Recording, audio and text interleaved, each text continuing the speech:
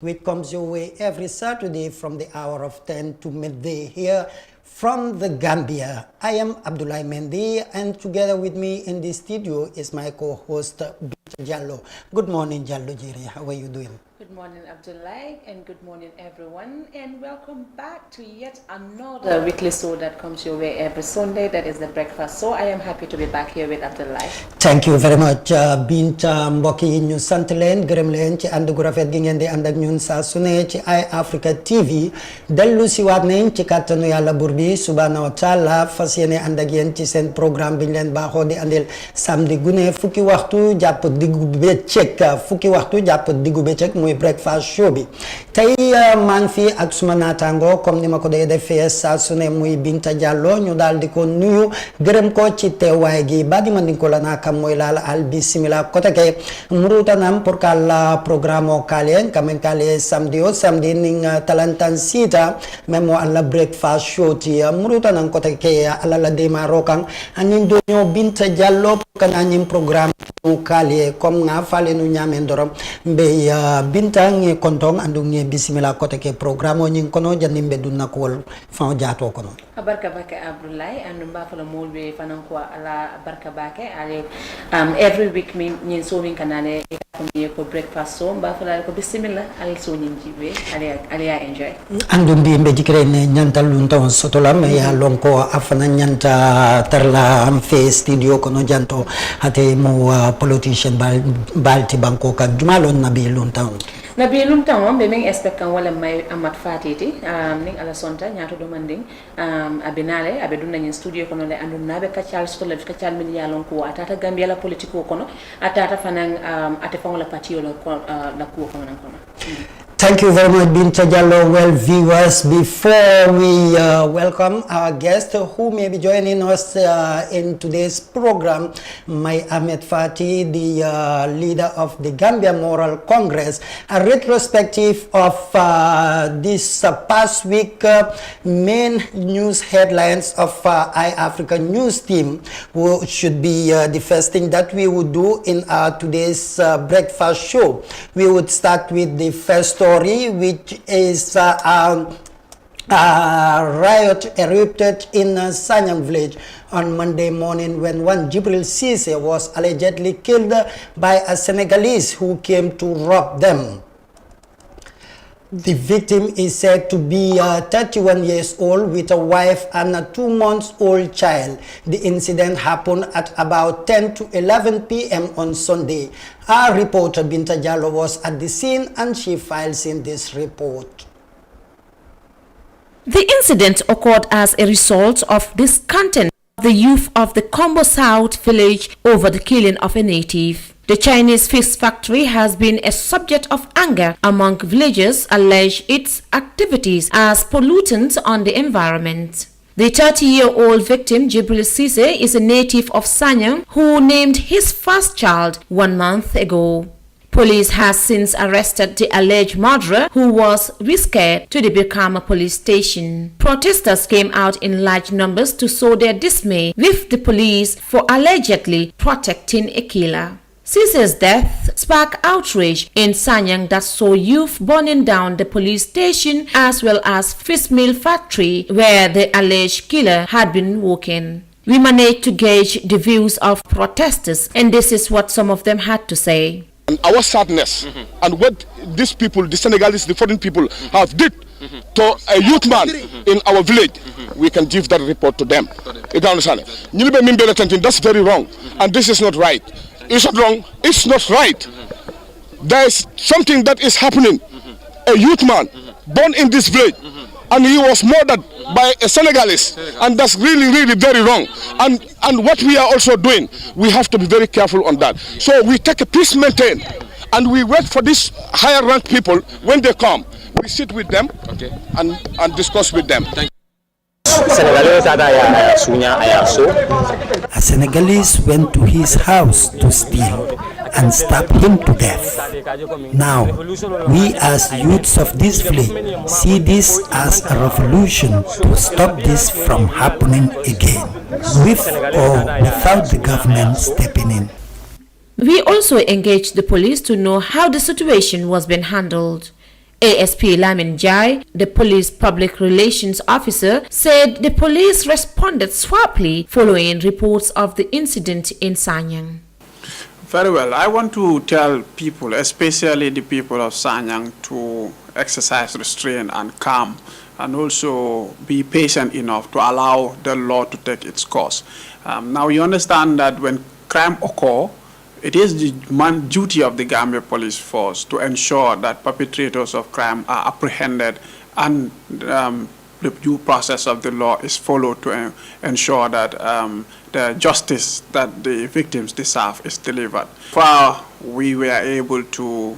reinforce the police station there. We did some evacuation first, and then we are able to reinforce the police at the Sanyang village so that they were able to contain and control the situation from further escalating. And after that, we were able to maintain security presence there to ensure that no further demonstration or protests occurred. And so since yesterday, our officers have been there, and up to now, we're still moving on with the after-operation activities to ensure that we continue maintaining peace and stability in Sanyang so that normal business and people can go about with their normal business and calm is restored in Sanyang. The chaos from the killing of Jibril Cisse caused injuries for dozens of protesters as police fired tear gas to repel the crisis. The army was deployed on Monday evening to provide a security backup for the police intervention unit. iAfrica is currently verifying reports of substances of suspected cocaine and cannabis found at the scene within the fish meal factory. Reporting for iAfrica News, Binti Jallow. Yes, that was Binta Jallow reporting on the incident that happened in Sanyang on Monday. Badi ulnyin na kita nung kuti me yalong ko lebe kirin nun Sanyang yin tenen lun tambila tumala me yalong ko funding kel balanta nung ye balamba ke Sanyang sate kono wato men na yalong ko Senegal banku dindo le Jibril Cisse fa Sanyang kono je andun Jibril Cisse mu Sanyang diul ci Binta itele benun sate rola angle kauna andun laftal fana yemro nan ko dantan seneyandi nying Sanyang protesto membe kirinu bako abarka bake ñing ko kita non ka bring tenen lungale andun tol fana bota non janne pour kata ka jibe min fo be kiri birim frada je na min taraje a man mul nyabo andun ani ku yase bo warta bake bakatun tinyar jamal le kita je andun tinyarol fana min kita je kula miliyalon ko pour ka naati koteke abi ko le yalale silang police station no miliyalon ko be sate o ñing kono je o jani le fa bantata andun fish meal factory fana min be o sate o kono je fana yo fana janile ñin dun sonta minala wala ñinti ko e ko sénégalais ko yafa ñamen sénégalais dole bi jemi yalon ko abe do ko la fish meal factory ñinto je anin chinese sol wala mota wala tata no suñaro la korda kono tubabo ya so bo borta tata mi yalon ko wala ala jati yoti aterima aya fo we wona ko to manata non pour kana jibe jumalem sila mbir ngay bundani yele dron ay ñindo ay kilingo ñin so murola wo fata so ay do fana ñim fana so murola fara anuto sila wala ñin tension o ñim be nata mi yalon ko akita Sanyang kono ni ku ya ñim min seleta funding kelma wala ya tinay tol fana ñin kolke ifintita anyama fon kadulal tinya kadulal mala andung ka senegalel fanan dolbi je wol fanan nata bori pour kata ke niol fanan kete niol tankande dula dolto ku jamale kete je pako ku jamale kete je mi yalon ko akole ata bake abarka comme ya fa nyamen dorom be kuma ya la fanan fran fansi anin surwa kauna pour mbading surwa kam moy lal ya lo membe kerin nun Sanyang ñin tenen tambilala mbokki comme ni ngeen ko déggé sétane ko ci di report bi muy Sanyang altine gi ñu wessu nak ay doomi askan gogu di wa Sanyang ñoo jog di dox doxu ñaxtu gi nga xamne mu ngi mujjé ci fitna fofu ci Sanyang gannaaw ba ndaw yi doon jambat ci ab jubadi wala ab ñàkk jaar yoon gi nga xam ne faat nañ ko kenn ci seeni ndaw juddoo foofu ci Sanyang ñoo xamee ko ci turu Jibril Cissé moom nag la sabab faat giñ ko faat nag mooy ab doomi réewi Sénégal di liggéey foofu ca Sanyang ci seen fish meal factory bi nag moom moo doon sàcc ci benn këru tubaab nag ci la tubaab bi woolu wàllu moom Jibril ak magam génn si pour wàllu ko gannaaw bañ nekkee ay dëkkandoor nag ci biir loolu la sàcc gi ci boppam nag daal di leen jam paaka moom Jibril mujjeewu la mun a dékku jam-jam yooyu ci la jaar ñàkk ba kanam loolu mu ngi am ci dimanche ga ba fukki waxtu jotee ci guddi jàpp lii di fukki waxtu ak benn ci biir loolu nag la police yi daal di teg loxo ka nga xam ne nag moom mooy ndawal Sénégal jooju faat ba kanam waaye ndawi Sanyang yi nag gis ne loolu jubadi la ak ñàkk jaar yoon loolu waral ba ñu vipp ci altine bi nag doon jàmbat lu ni mel ci fitna la mujjee lakk nañ loolu di police station Sanyang bi lakk it yenn ci ay bërëb yi nga xam ne ñu nga foofu ca tefesu Sanyang bi mbir ma daanaka ba ci guddi yuñ toll nii nag ay kilifa ngay seet naka lañ ci mun a waxtaanee ba jàmm dellu siwaat ak dal ci biir Sanyang foofu. That was the story we were just interpreting in our local languages with concern about the riot that erupted in Sanyang on Monday. Next on the pipeline, it's the latest contingent of the Gambia Armed Forces to the troubled Sudan region of Darfur has returned home on Tuesday after their peacekeeping mission was cut short. The Gamkoi Batch 23 left Banjul in September for a 2-year military operation under the United Nations coordination. The contingent, which consisted of 132 men, was under the command of Lieutenant Colonel Ibrahim Kulubali. Omar Ahmed Toure has more in this report.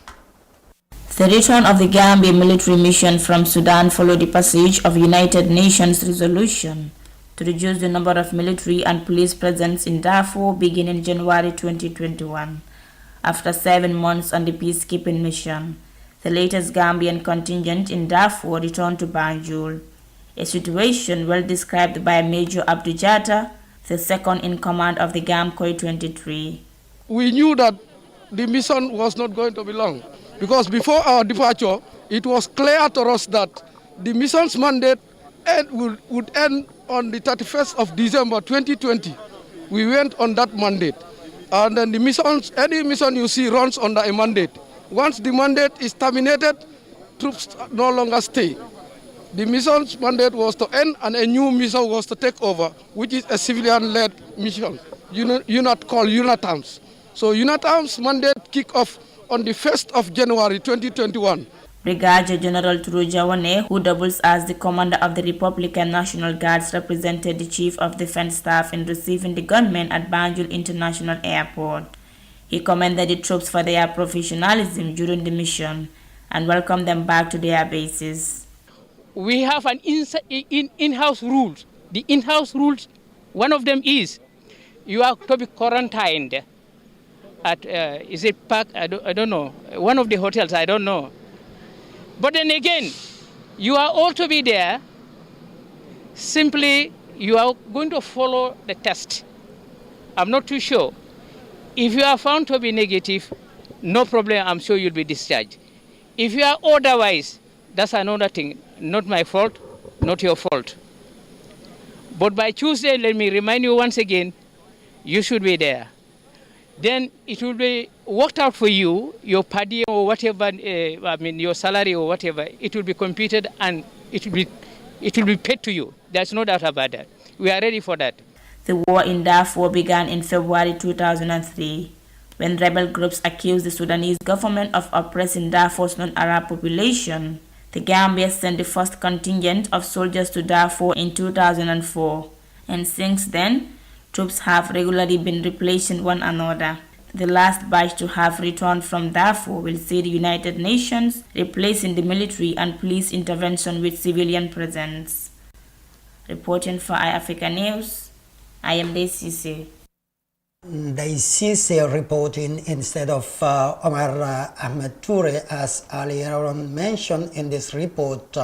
We apologize for any inconvenience in that. Mbokk yi comme niñ ko gisee ci report boobu nag ñi di ay ndawal réewi Gambia di ay takk der yi nga xam ne ci weeru septembre lañ bàyyeekoo ci biir réew mi fii war a dem ca réewi Sudan fi ñu xamee ci Darfour diirub ñaari at lañ fa waroon a nekk waaye mbir moomu mujjeewul yemb gannaaw ba nga xam ne nag juróom benn weer jàpp juróom ñaari weer lañ fa def ci Sudan nag ñu dellu siwaat gannaaw ba mbootaayu xeeti àddina bi ñi nga xam ne ñoom ñoo leen woolu woon pour ñu dem saxal jàmm ci biir Sudan ñoo daal di dagg loolu di mission boobu amoon foofu ci biir Sudan ñuy dalalaat suñu doomi réew yi ci biir réew mi fii muy Gambia Armed Forces personnel si nga xam ne ñoom ñoo demoon ci Sudan baadiwul ñi nekkitanung kibaroti mayalonko na soldar kundal melbutanung Gambia banko kanjanto September karonyin kono kata Sudan ila tundo memo da fote kata sanji fula kaira sabatindo kela je bari alanata ke womana timma tumala mayalonko UN wolon dunia la kafu bemba membe mari nyinkola walenye missiono kuntu kabrinyelie kari woro kata kari woro wala soto jeto andumba fule albismila kotake banko nyen kanjanto memu Gambiati the smiling coast of Africa. About 250 Senegalese migrants who have fled to Batakunku village amid Sanyang violent protests have received some assistance from relevant officials.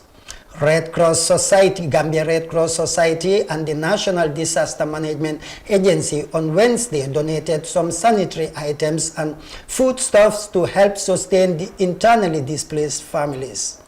They fled Sanyang following a riot that saw angry mob stoked by the death of a native of the village, burnt down police station, a fish meal factory and stalls built on the Sanyang beach. Over 250 Senegalese migrants flee to Batakunku due to the riots which occurred on Monday in Sanyang village. The Gambia Red Cross Society has distributed 160 blankets, 80 buckets, 48 bottles of Madar's liquid soap, 40 bottles of 5 liters disinfectant to the displaced population. The National Disaster Management Agency also donated food and other sanitary items worth $480,000. Sanyang grabbed national attention on Monday when the anger was struck by the death of a native of the village. The youth of the community burnt down the Sanyang police station, a fish meal factory, and stalls built on Sanyang beach. Some of the Senegalese victims who had been here for 4 decades lamented on the manner they were treated. Nekk daal am na fi noonu lañu ñenn ñi jël ñu ngi ñu yóbboon dëkk bu ñu wax Sambuya. We were first taken to Sambuya before going to Sanyang in the afternoon. Then we took a boat to Batakunku. Honestly, we appreciate the support we received from the police who escorted us. We are now safe and secure, but it was really challenging for the Senegalese nationals residing in Sanyang. Li nga yéen sa bopp boo ko yéenee nit jafe-jafe du am waaye nag boo ko yéenewulee jàmm. We have to always wish each other well so that we can live in peace. Without that, it would be difficult for us to unite as one people, because Senegal and the Gambia is one, so we should all preach peace. Executive Director of National Disaster Management Agency, Sanada Haba, advised the people of Sanyang to restrain from violence. What I will advise the population is to be more tolerant, and also that democracy does not mean the breakdown of law and order. It means the rule of law. So when such things happen, people should not take law into their own hand. We should make sure that we follow due process in terms of following the law. I think that will address the situation. If really people they think that peace is very expensive, let them try war. One of the Red Cross members underscored what the Red Cross Society have done since the displaced persons came to Batakunku. Well, I think Red Cross did wonders. That's my opinion, actually, because since we had the information, we had it from just a volunteer. that something is happening in Sanyang. So we just decided to activate our contingency planning. That's how we went to Sanyang, and we tried to mobilize some of our ambulances to be there, about 2 ambulances. And since then, we are responding to the most vulnerable people within. The incident triggered tension between the youth of Sanyang and the security forces. Police fired tear gas at the violent protesters while the army briefly sent in troops to aid the police in controlling the situation. According to the Gambia Red Cross Society, the riot left 23 people injured who were later rushed to Sanyang Hospital for treatment. Senegalese ambassador to the Gambia, Basiru Sen, on Monday faulted his fellow Senegalese for allegedly killing Jibril Cissé. The police high command assured the public that thorough investigation will be conducted in the case of robbery with violence resulting in the death of Jibril Cissé, and justice will be served. The perpetrator is currently under police custody, helping with investigations. iAfrica TV can reliably confirm that some substances of suspected cocaine and cannabis were found at the Chinese fish meal factory, which is treated as a crime scene. For iAfrica News, Binta Jallow. Zero comment for that in English, but I think we would engage our own Binta Jallow, who was there in local languages, to shed more light on what had happened in Batakunku. Binta yaa ngi woon Batakunku te gis nañ li ñu fa jota nettalil ne ñi di ndawal réewi Sénégal yi nekk ci biir réew mi fii te dëkkoon Sanyang gannaaw ba ndaw yi doon vipp foofu ci biir Sanyang ñoom ñu ngi dawoon dem làqu ji Batakunku pour muccal seeni bopp ci fitna ji nga xam ne moo amoon foofu ci Sanyang ci altine bi. ñan ñoo leen ñëw wàllu si woon ak ñooñu it seen nekkin foofu ci biir Batakunku naka la meloon. waaw Paco jërëjëf soo ma laajtee loolu dina kontaan trop pour tontu ko parce que man demoon naa foofu noonu te gisoon naa gars yi nu ñu dëkkee si school bi foofu noonu amuñu woon dëkkuwaay boo xamante ne dafa hygiénique woon foo xamante ne daal set na boobu set pour gars yi even am sponge foo xamante ne dañoo tëdda parce que si ay basang la gars yi doon tëdda. National Disaster Management Agency nag ñëwoon nañ foofu noonu keroog ñoom ak Gambia Red Cross Society parce que biti bi lii commencé. gaay ñu ngi taxaw pour gis ne dimbali nañ ñi ñu am foo xamante ne foofu la gaay di fanaan foo ak lu ñoo lekka lu ñu doon lekka sax loolu tamit problème la parce que ñoom seen bopp ñoo doon contribute pour joxe ñu am lu ñoo lekka ak tamit gisoon nañ alkaali dëkk bi tamit nekkoon na koo xamante ne tamit mun doon jàppale gaay yi torop nag foofu noonu ak nit ñoo xamante ne tamit dëkk nañ si ñu ngi si biir dëkk bi foofu noonu tamit jigéen ñi ñu leen di doon jàppale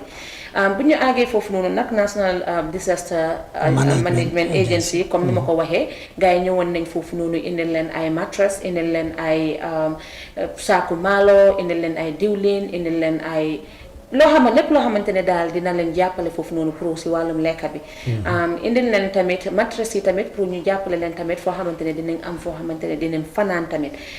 tëdda comfortable yi gis nañ foofu noonu ay jigéen tamit nag ñoo xamante ne ñoom ñu tamit ñeneen beneen site bi la gaa yi nekkee si beneen kër goo xamante ne ñoo leen dalal pour at least jàppale leen parce que ñoom ay jigéen lañ góor yi nekk si beneen site bi jigéen yi tamit nekk si beneen site bi waaye tam gis nañ kilifa gi nga xam ne moo fi toogal réewi Sénégal di seen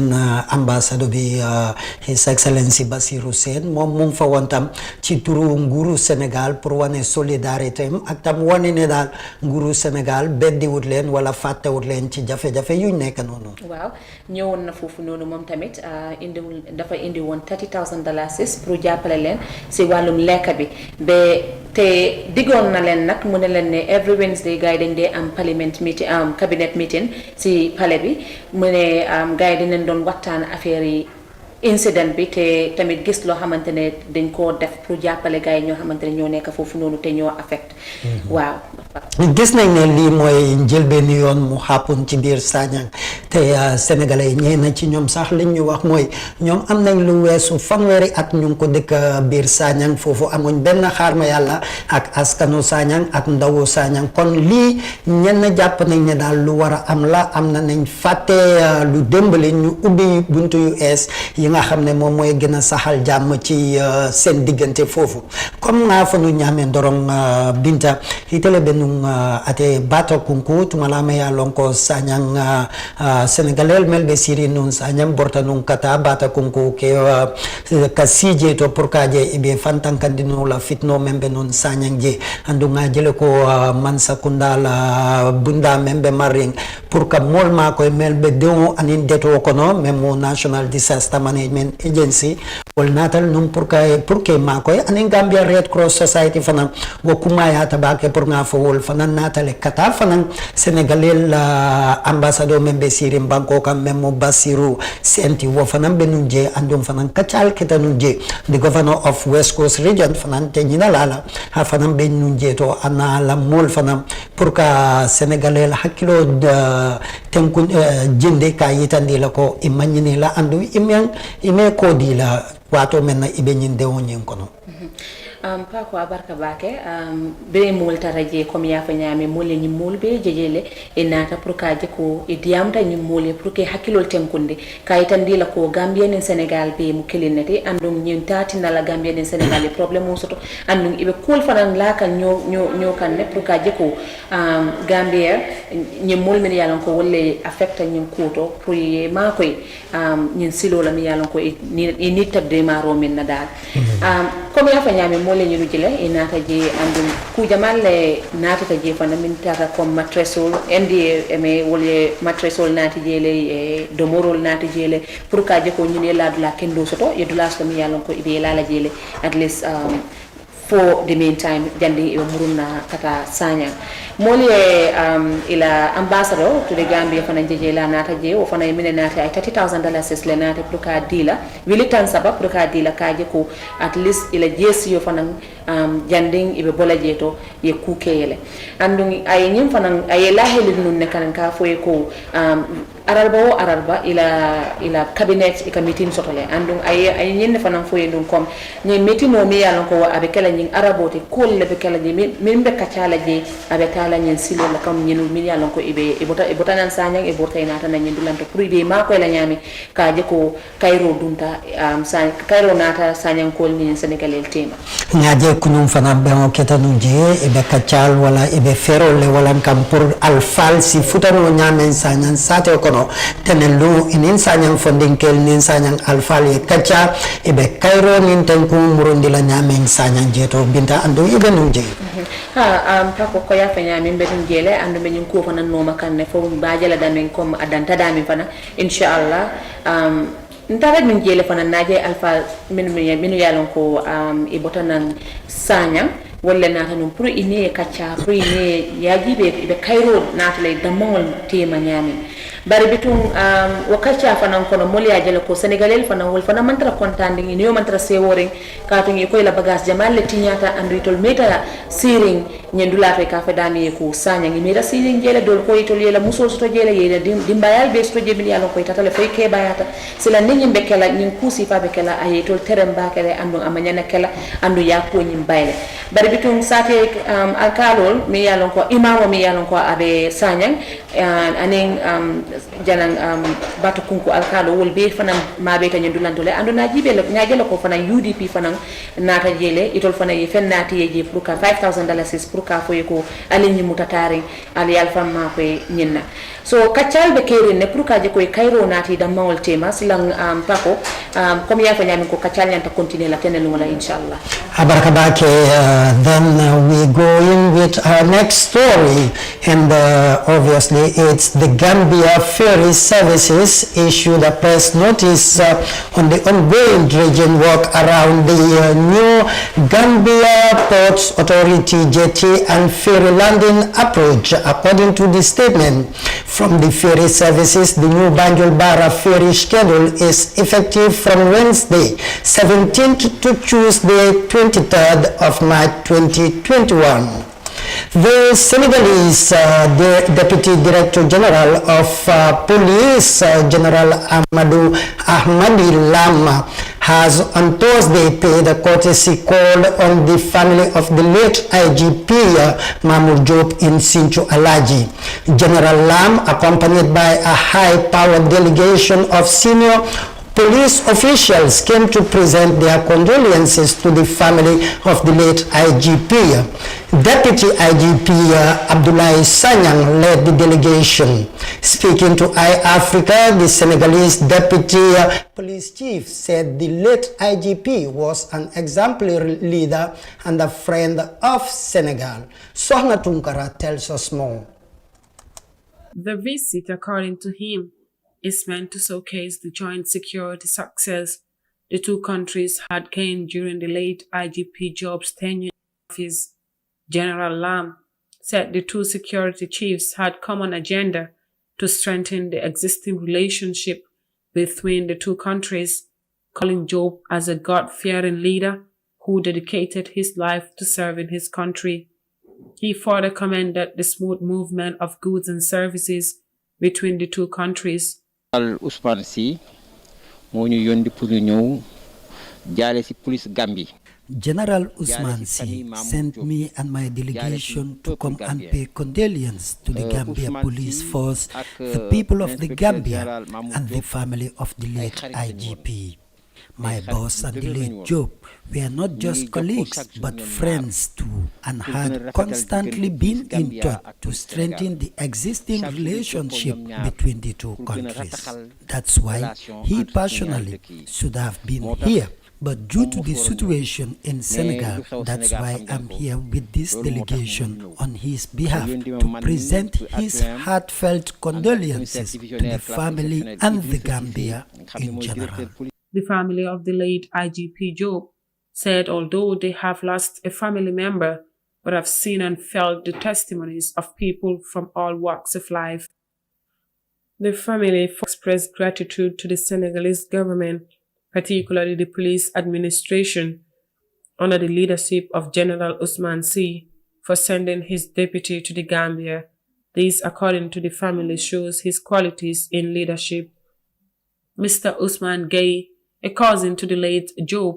described him as a role model and a good leader whose qualities of leadership should be emulated by young officers to promote peace in the Senegambia region. Mamou Job was a school that every Gambian can learn something from Mamou Job. And religious leaders have said a lot about him, relatives, friends, even the police. If you want a good attitude, you can learn from Mamou Job. Dedication, you can learn from Mamou Job. Respect for duties, you can learn from Mamou Job. Sympathy, go and learn from the school of Mamou Job. That was why I think God have assigned him to be a police training instructor for quite a long time. So whatever good attitude we see from the police, we have to thank him for that. We know that it's from the late Mamou Job. It's only Allah who can pay him. And I know even the President Adama Barrow know that he has lost a great leader, somebody who was his right hand. We, the family, we were very shocked, but because of the crowd, the good deeds that people have explained have reduced our sadness, and change it into joy, because now we know that our own relative Mamou Job was a great man. Gambia's Deputy IGP Abdoulaye Sanyang revealed that his former boss was very keen in strengthening the bilateral relations between the Gambia and Senegal. It has been a cordial relationship between the Gambia and Senegal. So the relationship between the Inspector General of Police, the lead, and the Director General of Senegal Police is not only a working relationship, it's a family tie. They talked almost every day. They last spoke last Wednesday. I spoke to both of them. So that relationship will be further cemented, and we will ensure that these two forces work together for the benefit of the two countries. Police Chief Mamou Job died last Saturday at Medicare Clinic in Brusubi. The late IGP Job served in various units of the police force for about 40 years and spent the greater part of his career as the administrator of the police training school in Yundum. The late Mamou Job is survived by 3 wives and 4 children. ci loolu ñu ko jaale nguuru Gambia cabinet bi njaboot gi ak askanu Gambia muy dem si yàlla late IGP di Mamour Diop kii di deputy director general bu police national bu Sénégal moo ñëwoon Gambia fii pour jaale si njabootu dem si yàlla Mamour Diop ci ab génn ab àddina kii di Mamour Diop loolu mu ngi amoon ci Sinthiou Alaaji ci këru Mamour Diop bi nekk foofu Binta lii diggante ñaari réew yi mu ngi mel ni jéego gi nii gën na koo rataxal comme niñ déggee njabootu Mamour Diop bi kii di doomi bàjjenam bi li mu wax moom nee na sax naam dëgg la tiis lañ am waaye fi mu toll nii seen xel gën naa dal gannaaw ba nga xam ne askan gi moomale nañ seen bopp tiis gi nii te seede yiñ dee indi sax ci mbiru Mamour Diop gën na leen a dalal xel ne kii di Mamour ku amoon waar bi muy liggéey ci kaw suuf la te liggéey na ko ba mu ko mataleel ci la ko yàlla buur bi woolu waaw Paco lii tiis la boo xamante ne ñëpp ko bokka te depuis kii bu mu gaañuwee ñun yëpp dégg nañ lu bari loo xamante ne lu baax la rek lañ nekk di dégg both on social media ak fu nekk ñi ni ngay wax lu baax si moom su nekkee nag Sénégal seen nguur gi yónnee nañ délégation pour ñëw fii nii jaale si Sénégal ak Gambie ak how close relationship suñ close relationship nu mu nekk di gën a jàppe so foog naa ne lii daal dafa important trop pour ñaari réew yi Gambie su amee naxar Sénégal am naxar Sénégal su amee naxar Gambia am naxar so ñoom daal wane nañ ko si lii nii te général Lam sax lim ci wax lu gën a doy waaru mooy Mamour Diop nekkutoon liggéeykat rek maanaam naataangoom wala naataango boosam waaye dafa de nekkoon nit ki nga xam ne saa su ne moom ak boosam ñu ngi doon jokkoo pour seet naka lañ gën a mën a rataxlee diggante ñaari réew yi rawatina ci wàllu julage ak wàllu tam seet naka la ñuy saxalee kaaraange ci diggante ñaari réew yi mu ngi mel ni jéego yi nga xam ne Mamour Diop moom la jëloon ak ki nga xam ne moom mooy njiitu police yi ci Sénégal ñoom mi des ci gannaaw ci tànk yooyu lañ fas yéene taxaw ñaari réew yi delloo si waat la nga xam ne mooy liñ fi yàgg di dégg liñ fi yàgg di topp muy lan ñaari réew yi benn la kenn mënu koo xar ñaar te jéego yi nga xam ne nguuru Sénégal jël na ko ak polisu Sénégal bi in particular doon na mbir mi nga xam ne it rafetlu nañ ko bu baax rawatina famille Diop bi foofu lii comme nu ma ko waxee rek lii dafa gën a dëgëral ñaari réew mi seen relationship parce que comme nu ma ko waxee rek fii nii Gambie su amee naxar Sénégal am naxar Sénégal suñu amee naxar tamit Gambie ñoo am naxar so lii dafa wone ne ñu yëpp benn leen te war nañ cee mandu bu baax a baax luñ cee wax ak luñ cee def tamit si ñaari réew mi war nañ cee mandu bu baax a baax yow am nga mbokk Sénégal yow tamit waa Sénégal yi tamit am na mbokk si biir Gambie fii nii ñu yëpp benn leen daanaka lii daal dafa gën a wone ne comme like relationship bu war a nekk between the two countries daal dafa war a dëgër Badiol wole ke tanung ate Senegal Deputy Director General of Police nyaton kol la normal ko wole natanung job kundan kol sango kantong Mamour Diop la belola banko kan ate Mamour Diop le ketanung Inspector General of Police te Gambia janto andung abeleta nun te sibitambila la ate Medikia lopitano membe Bruce bi ya landi samo la memu dimasoti ate Deputy Director General of Senegalese Police kabra nata jang ako hala nyaton ko le akinam pour ayena sans kontong andum fanang nying tala memu Mamour Diop ti amanke doku la damanti andum fana manke doko damanne bana Senegal normal Senegal do ñoo fe itol munta ko tero long andum fana itol la ferol ani la kuol be momentinu wolong ibe kairo sabatindino la nyame nyim banku flol tema andum fana ibe doko keno la nyame pour yaje ko nyim banku flol la mol continue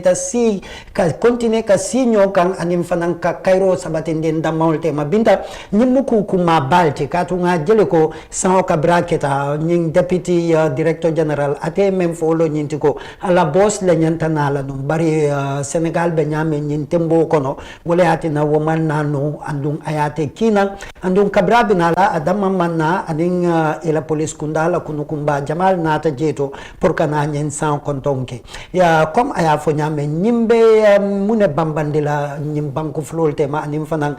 security la ko la membe nyim banku flol tema comme na fo ñu ñamen doron pa ko so surwa kangoto mbawol fanam fola jam mandika kangoto ñing mukulte mi yalon ko kumayata bakale andu nga baytan la ko ñing banku fulol mu banku lati mi yalon ko be mkilinete andu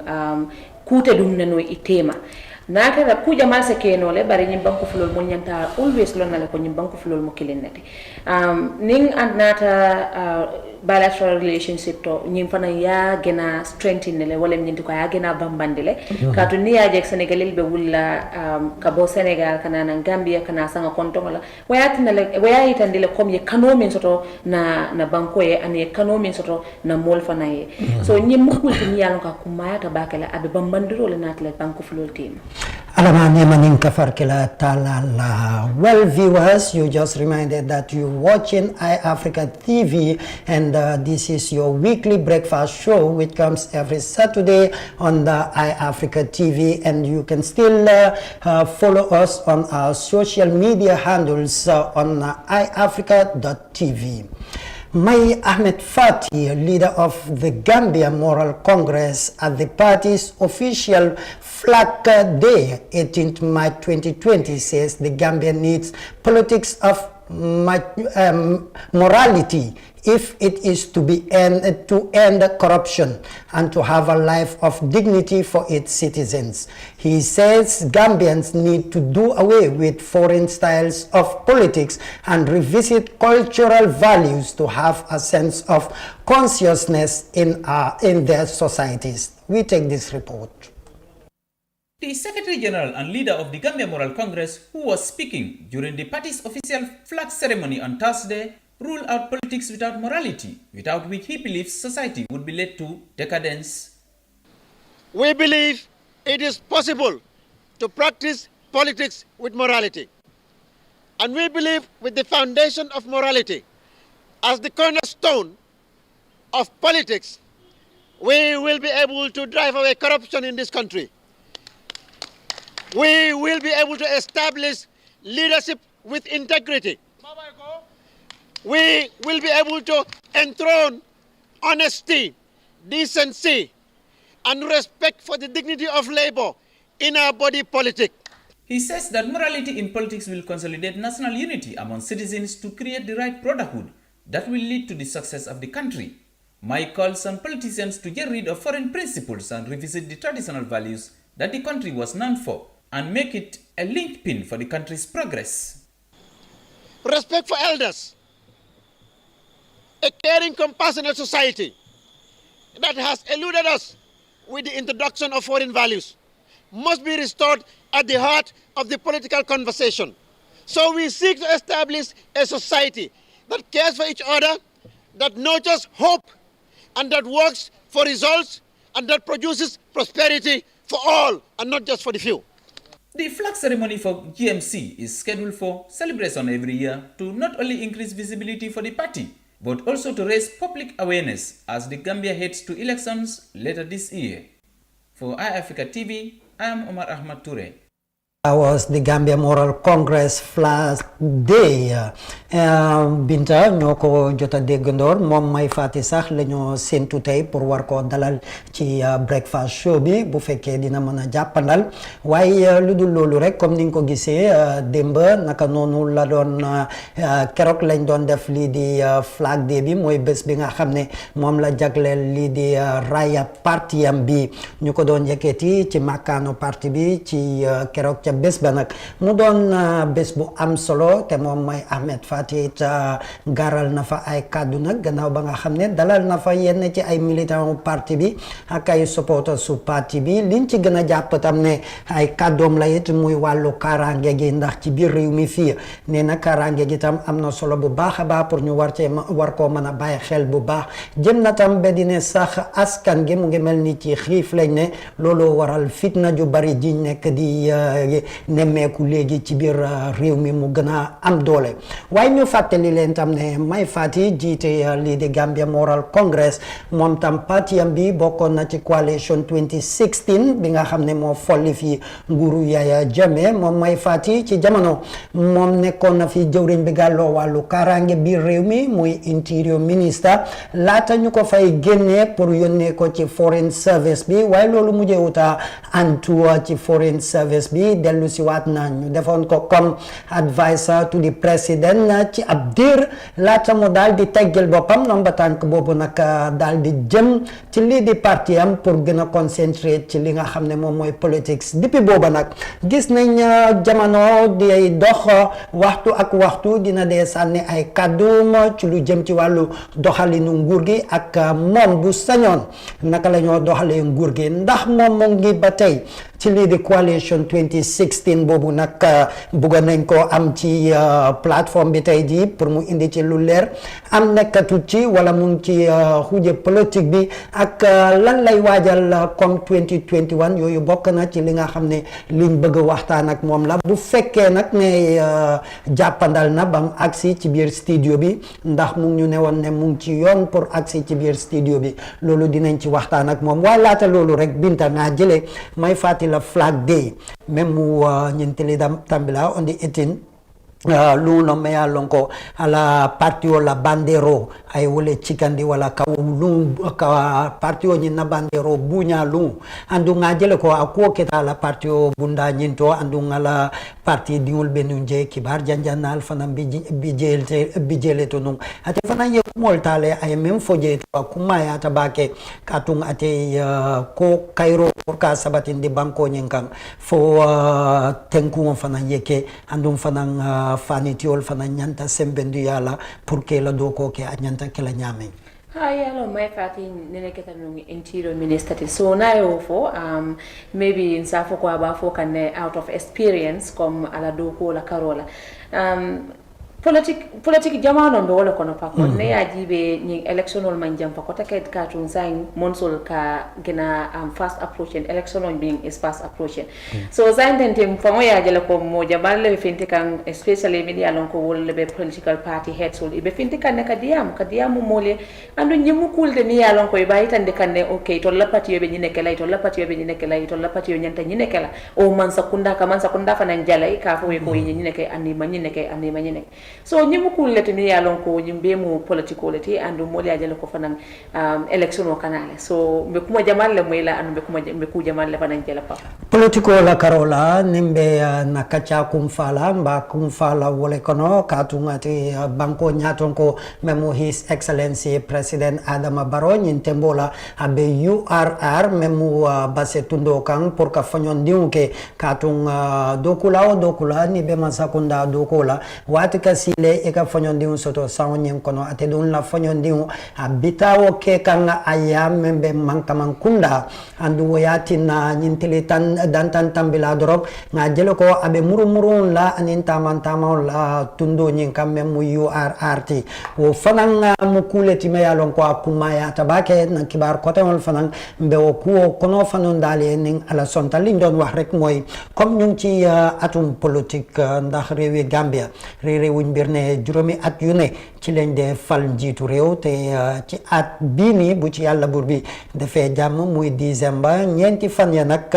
ci la ñoo fal njiit gu bees njiit googu nag kan la moo doon yàlla bur bi subhanahu wa taala moo ko xam waaye ñu bari samp nañ seeni ndënd ci biir réew mi fii pour bugg a wut place boobu ku ci mel ni Mai Fatty miñ doon wala miñ bëgg a dalal ci biir programme bi bokk na ci ñi nga xam ne fas yéene nañoo jongante pour ut lii di place boobu muy pour kilifteefu réew mi kii di président Barrow ci boppam mi nekk ci doon kaasi gi moom itam kenn demul ñu des ginnaaw ndax moom loolu waral na dem daal di form political party am ngente ko ci biir réew mi fas yéene diisante mbagg ak ñii di politiciens yi bokk na ci di yeneeni political party waaye liñ gën a yaakaar ci biir réew mi fi mu nekk nii political parties yaa ngee juddu bés bu ne political party bu bees a ngee juddu te réew mi buñ ko xaymayee ñi fi nekk ci ay doomi réewi Gambia daanaka bu tolloo ci 2 million sax xëj na weesuwu ko te 2 million yooyu bu fekkee fukki parti ak juróom-ñaar ñoo war a séddaale 2 million yooyu te ci biir 2 million yooyu Binta xam nga ne du 2 million yooyu yëpp ay sànni karta ñu mel ni yow duñ sànni karta ñu mel ni keneen ak keneen ngir bañ a tudd tur ñoom Xadi ak ñoom Moussa duñ sànni karta so ñooñu tey jii nii xam naa ci fence bi rek la ñoo toog dina fii daal ku falu rek baax na ku falu rek baax na ndax lii tam am na li ci Gambia war a jàngate. waaw Paco Gambia nii dañu war a jànga lu bari si lii parce que comme niñ ko waxee rek politique yàgg na Gambia te political party yi tamit yàgg neen Gambia te yàgg neen di ñu dig askan wi te yàgg neen di wax lu bari tamit soo ko seetee nag lii yàgg na si réew mi te den dee gis politicien bu nekk time yi jamono élection su jotee rek dañoo génn ñu ne waaw lii lañ ne di def lii la ñoo def Gambia nii dañu war a jànga ñu upgrade seen bopp si lii politicien boo xamante ne dafa ñëw si Gambia nii ñëw dig leen wax leen ne damaa def lii dama war a def lii laa leen di defar soo leen ko votalee gisu leen mu def loolu yéena moom seen karta ñu mel ni man maa moom suma karta su nekkee damay sànni karta moom soo ma diggee woon lii nga ne ma ne damaa defaral lii te defuloo ko soo ñëwee rek du mën a joxaat suma karta foog naa Gambia ni dañu war a graduate ci politics of mboka politics of kii laa xam diw laa xam kii laa war a sànnil mbaate nit ñi di la wax ne kan nga war a sànnil sax foog naa Gambia ni dañu war a graduate fi loolu nañ sànnil koo xamante ne dafa liggéey réew mi nañ sànnil koo xamante ne dafa saama kàddoom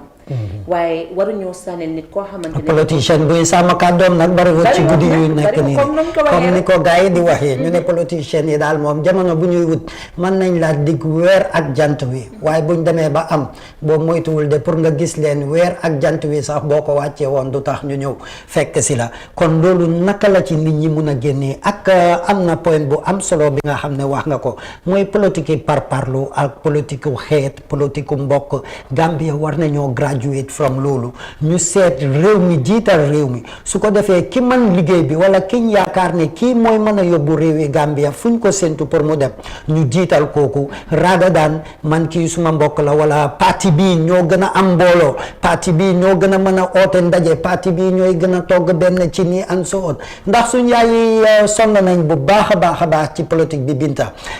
suñ yaay yi lañ dee gis ne waxtu politique lañ leen dee gis ñu dee dem ñoom ñooy nekk tàccukat yi ñoom ñooy nekk fecckat yi ñoom ñooy sol t-shirt yi ñoom ñooy sol aso bi sànni karta gi bu jotee tam ñoom ñooy sànni karta gi waaye loolu bu weesoo rek ñoom bokkatuñ ci réew mi njëriñatuñ kenn ci réew mi kenn du leen gisati jigéen yi ci jamono ji comme yow jigéen nga tam lan nga yaakaar ne loolu lañ war a taxaw pour change Gambia parce que new Gambia la jamonoy maam amoon na fi démb amoon na fi tey ñu ne tey la bu fekkee tànk yi rek la ñoo continuer di doxee ndax suñ doom yi tam duñ ñëwaat di same thing ñu luñ fekk fii loolu ñoom tam ñu namm koo continuer. xam nga problème bi mooy pour génnewul loolu fii nii dafa jafe torop par contre nit ñi dañ soona te nit ñi dañ xiif te nit ñi dañ raflet nit ñi dañ soxla xaalis dañ soxla pour dundal seen njaboot léegi nag pour nga wax ne dangaa génne lii xam nga politiciens yi dañu am benn tactique boo xamante ne boobu leen dee use when it comes to elections saa yu mu jotee rek yow suma xarit nga keneen suma xarit nga dañoo try pour nekk sa xarit dañoo try pour close ak yow loo leen laajte dinañ leen ko jox waaye after election bi rek faate neen la xamuñ ne yaa ngi dunda sax xamuñ ne ndax yow ak sa jaboot naka ngeen defee comme ni nga waxee comme ñun jigéen ñi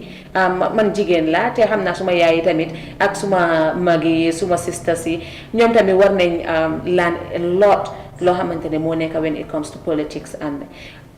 ku ñëw mu ne la ne dama soxla sa vote wax ko ne loo maa defaral soo ma ko defaralut soo defaral not parce que yow personnel lu mu laa defaral waaye lu moo defaral réew mi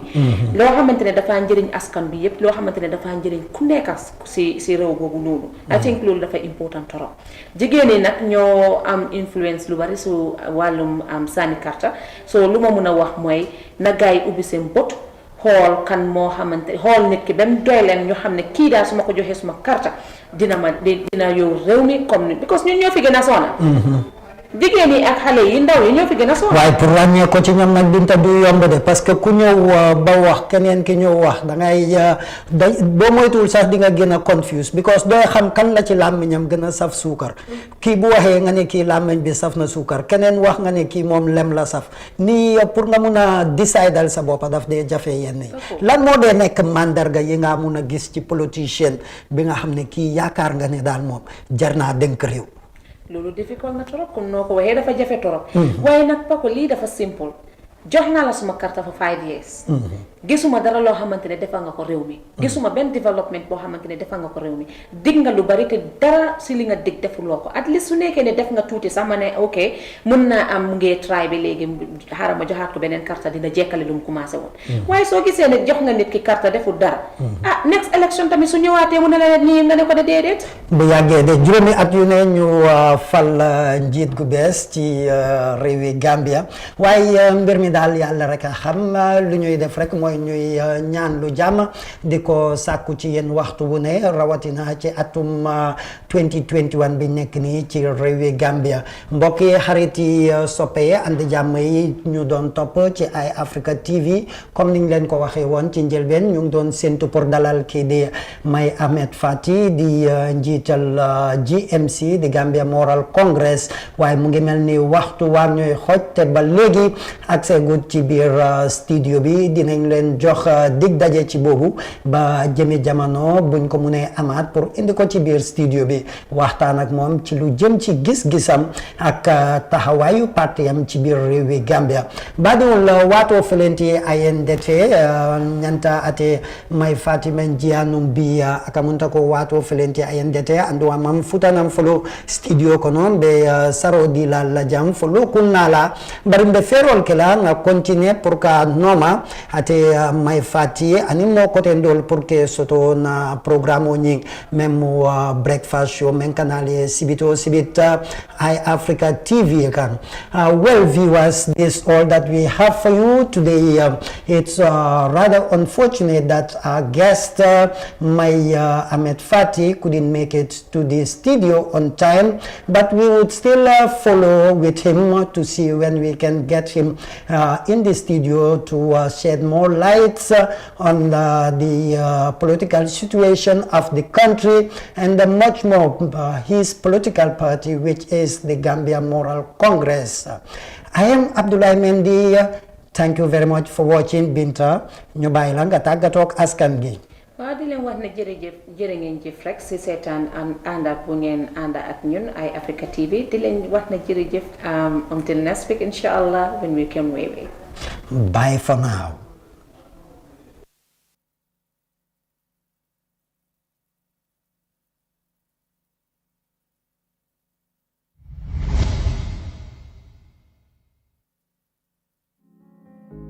The pride we take in our brand, the work we put into constantly change the landscape and elevate real estate in the Gambia, it's compared to none. From inception, our goal was to add value to the beautiful